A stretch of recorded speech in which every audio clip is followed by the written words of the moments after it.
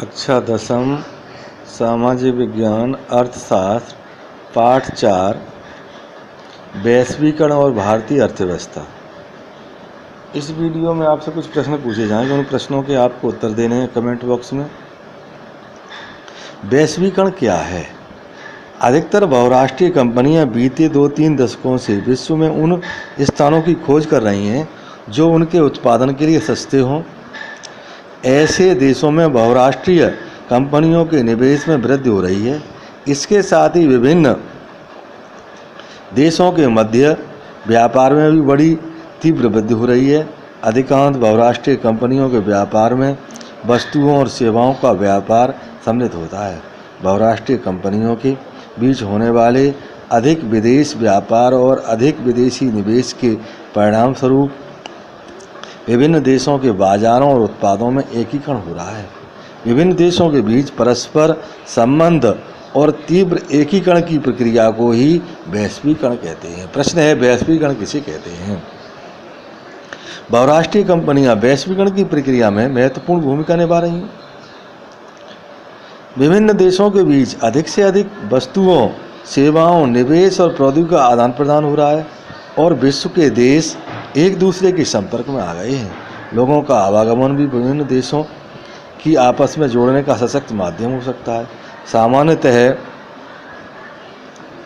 सामान्यतः लोग बेहतर आय, अच्छे रोजगार एवं शिक्षा प्राप्त करने के लिए एक देश से दूसरे देश में आवागमन करते हैं, लेकिन विगत कुछ समय से कई प्रतिबंधों के कारण विभिन्न देशों के बीच लोगों के आवागमन में अधिक वृद्धि नहीं हुई है। वैश्वीकरण प्रक्रिया में बहुराष्ट्रीय कंपनियों की क्या भूमिका है? वैश्वीकरण का जन्म विदेश व्यापार एवं विदेशी निवेश के कारण हुआ है। ये दोनों क्रियाएं मुख्यतः बहुराष्ट्रीय कंपनियों द्वारा संपादित की जाती हैं। बहुराष्ट्रीय कंपनियां वैश्वीकरण क्रिया में मुख्य भूमिका निभा रही हैं। ये कंपनियां अन्य देशों में अपने उत्पाद का विस्तार कर रही हैं। विभिन्न देशों के बीच अधिक से अधिक वस्तुओं और सेवाओं, निवेश और प्रौद्योगिकी का आदान प्रदान हो रहा है। विगत कुछ वर्षों की तुलना में विश्व के अधिकांश देश एक दूसरे के अपेक्षा अधिक संपर्क में आए हैं। वे कौन से विभिन्न तरीके हैं जिनके द्वारा देशों को परस्पर संबंध किया जा सकता है? विभिन्न देशों के बीच लोगों का आवागमन, विभिन्न देशों के बीच वस्तुओं और सेवाओं का आवागमन, देशों के बीच विदेश व्यापार द्वारा, विभिन्न बहुराष्ट्रीय कंपनियों की संख्या में वृद्धि द्वारा, नवीनतम एवं उन्नत प्रौद्योगिकी के द्वारा। देशों को जोड़ने के लिए वैश्वीकरण के परिणाम होंगे उत्पादकों के बीच कम स्पर्धा, उत्पादकों के बीच अधिक स्पर्धा, उत्पादकों के बीच प्रतिस्पर्धा में परिवर्तन नहीं होगा, तो उत्पादकों के बीच अधिक स्पर्धा होगी, तो वैश्वीकरण के परिणाम देश को जोड़ने वाले होंगे। वैश्वीकरण को संभव बनाने वाले कारक, वैश्वीकरण की प्रक्रिया को संभव बनाने वाले कारकों में प्रौद्योगिकी में उन्नत मुख्य कारक है। विगत 50 वर्षों में परिवहन प्रौद्योगिकी में बहुत अधिक उन्नति हुई है, जिससे लंबी दूरी तक वस्तुओं को तीव्र आपूर्ति संभव हो पाई है। सूचना और संचार प्रौद्योगिकी के विकास के कारण कंप्यूटर और इंटरनेट का अधिक प्रचार प्रसार हुआ है। दूरसंचार की विभिन्न सुविधाओं जैसे telephone, telegraph, mobile phone, fax आदि से विश्व भर में एक दूसरे से संपर्क में सुविधा हुई है। इंटरनेट से हम तत्काल इलेक्ट्रॉनिक डाक, ईमेल भेज सकते हैं। कहने का अर्थ है कि सूचना प्रौद्योगिकी के विभिन्न अवयवों का विकास हो जाने के कारण समस्त विश्व में कहीं भी संपर्क साधना अत्यंत आसान हो गया है। सूचना एवं प्रौद्योगिकी के प्रचार प्रसार ने विभिन्न देशों के मध्य सेवाओं के उत्पादन के प्रसार में बहुत भूमिका निभाई है। इस बात को हम इस उदाहरण द्वारा समझ सकते हैं। लंदन के पाठकों के लिए प्रकाशित एक समाचार पत्र की डिजाइनिंग और छपाई दिल्ली में की जानी है। पत्रिका का पाठ्य विषय इंटरनेट के द्वारा दिल्ली कार्यालय को भेज दिया जाता है। दिल्ली कार्यालय में डिजाइनर दूरसंचार सुविधाओं का उपयोग करके लंदन कार्यालय से पत्रिका की डिजाइन के बारे में निर्दिष्ट प्राप्त करते हैं। डिजाइन तैयार करने का काम कंप्यूटर पर किया जाता है। छपाई के बाद पत्रिका को वायुमार्ग से लंदन भेज दिया जाता है। यहाँ तक कि डिजाइन और छपाई के पैसों का भुगतान इंटरनेट ई बैंकिंग के द्वारा लंदन के एक बैंक से दिल्ली के एक बैंक को तत्काल कर दिया जाता है। सूचना प्रौद्योगिकी वैश्वीकरण से कैसे जुड़ी हुई है? क्या सूचना प्रौद्योगिकी के प्रसार के बिना वैश्वीकरण संभव होता? सूचना प्रौद्योगिकी वैश्वीकरण के पूर्णतः जुड़ी हुई है। आधुनिक सूचना प्रौद्योगिकी में इंटरनेट और कंप्यूटर महत्वपूर्ण भूमिका निभाते हैं। हम जान सकते हैं कंप्यूटर और प्रिंटर की सहायता से इन्हें प्राप्त कर सकते हैं। अंतर्राष्ट्रीय उतार चढ़ावों का ज्ञान सूचना प्रौद्योगिकी द्वारा ही संभव हुआ है। सामाजिक उतार चढ़ाव, सांस्कृतिक आदान प्रदान, राजनीतिक उथल पुथल, आर्थिक उच्चावचन, श्रम व पूंजी की गतिशीलता आदि के बारे में जानना सूचना प्रौद्योगिकी के बिना असंभव है।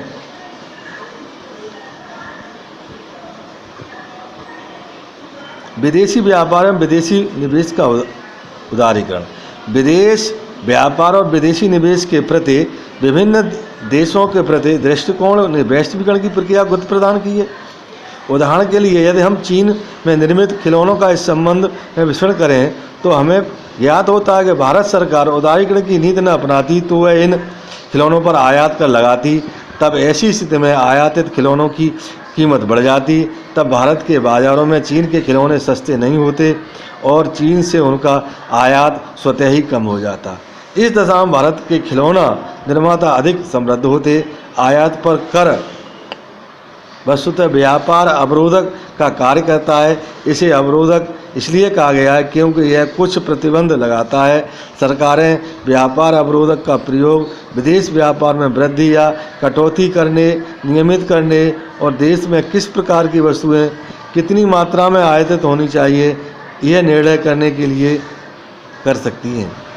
भारत में उदारीकरण की प्रक्रिया। स्वतंत्रता के बाद भारत सरकार ने विदेश व्यापार एवं विदेशी निवेश पर प्रतिबंध लगा रखा था। देश के उत्पादकों को विदेशी प्रतिस्पर्धा से संरक्षण प्रदान करने के लिए ऐसा करना अनिवार्य माना गया। 1950 से 60 के बीच में उद्योगों का उदय हो रहा था और उस अवस्था में आयात से प्रतिस्पर्धा इन उद्योगों को बढ़ाने नहीं देती थी।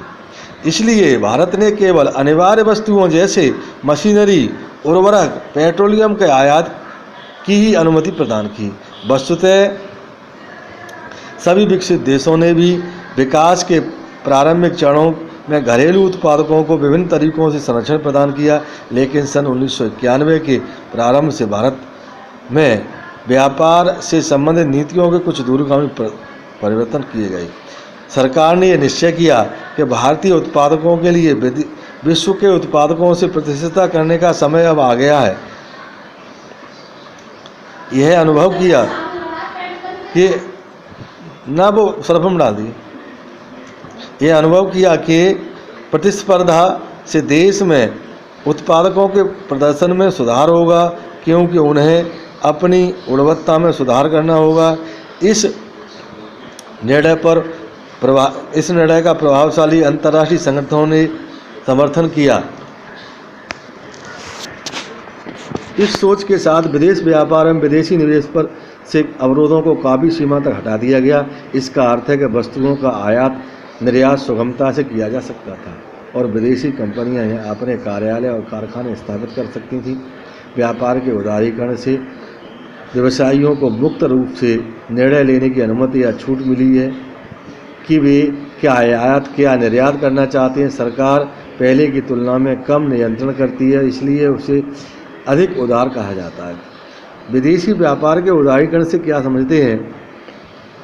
विदेश व्यापार में विदेशी निवेश पर से सरकार द्वारा निर्धारित अवरोधों प्रतिबंधों को हटाने की प्रक्रिया विदेशी व्यापार का उदारीकरण है। आयात पर कर एक प्रकार का व्यापार अवरोधक है। यदि सरकार चीन के खिलौनों पर कोटा अर्थात आयात होने वाले खिलौनों की संख्या पर एक सीमा निर्धारित करती तो भारतीय बाजारों में चीनी खिलौनों की आपूर्ति निश्चित रूप से कम हो जाएगी। बाजार में चीनी खिलौनों की कमी के कारण भारतीय क्रेताओं के पास सस्ती कीमतों पर चीनी निर्मित खिलौने खरीदने का विकल्प भी कम हो जाएगा। धीरे धीरे भारतीय खिलौनों की मांग में वृद्धि हो जाएगी और भारतीय खिलौना निर्माताओं को लाभ की प्राप्ति होगी। साथ ही साथ देश के बेरोजगार श्रमिकों को रोजगार की प्राप्ति होगी। इस प्रकार कोटा प्रणाली का प्रयोग व्यापार अवरोधक के रूप में किया जा सकता है। ऐसे मेरे विचार से भारत में इसका सीमित रूप से किया जाना चाहिए, प्रयोग इसका सीमित रूप से किया जाना चाहिए। इससे कुछ उद्योगों को संरक्षण प्राप्त होगा तथा बेरोजगारी के समाधान में भी सहायता मिलेगी।